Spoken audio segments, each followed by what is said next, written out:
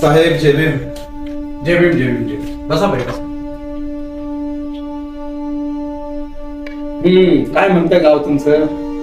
माझं गाव चांगलं आहे. माझ्या गावामध्ये कुठंच असा जातीवाद नाही, पण बरेचशा ठिकाणी जातीवाद ह्या गोष्टी चालूच राहतात साहेब. आता कुठं राहिला भाई जातीवाद? पहिल्यासारखी परिस्थिती तर राहिली नाही. असं कसं म्हणता साहेब तुम्ही? अजून सुद्धा जातीवाद आहे.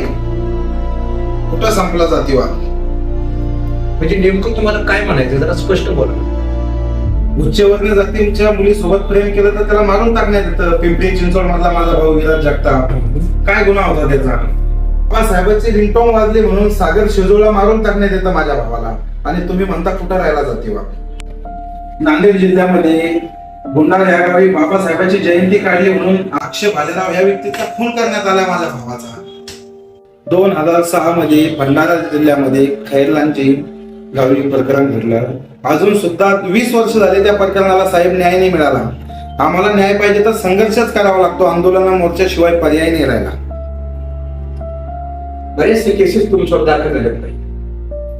आणखी जर तुम्ही काही आंदोलन केली तर पोलीस तुम्हाला हद्दपार करतील. तुम्ही आंदोलन करा, परंतु कायद्याच्या चाकोरीत राहून करा. साहेब आम्ही जगाच्या विरोधात जातो पण कायद्याच्या जात नाही. कायदा आमच्या बापानं दिला म्हणून, पण पोलीस प्रशासन जाणून बुजून आम्हाला टार्गेट करतं. सोमनाथ सूर्यवंशी तुमच्या पोलीस कस्टडीमध्ये मारून टाकण्यात आला आमचा परभणीचा भाऊ. साहेब त्या काळी कसा लढला असेल माझा भाऊ? अजून सुद्धा बाबासाहेबाची विटंबना होती. बाबासाहेबांचे पुतळे तोडले जातात, संविधान जाळलं जात आहे, आणि तुम्ही म्हणता की कुठे राहिला जातीवाद? जातीवाद संपला नाही साहेब. हा लवकरात लवकर संपला पाहिजे. भाई आमच्यासारख्या अधिकाऱ्याला दोन्ही बाजू तपासूनच योग्य निर्णय घ्यावा लागतो.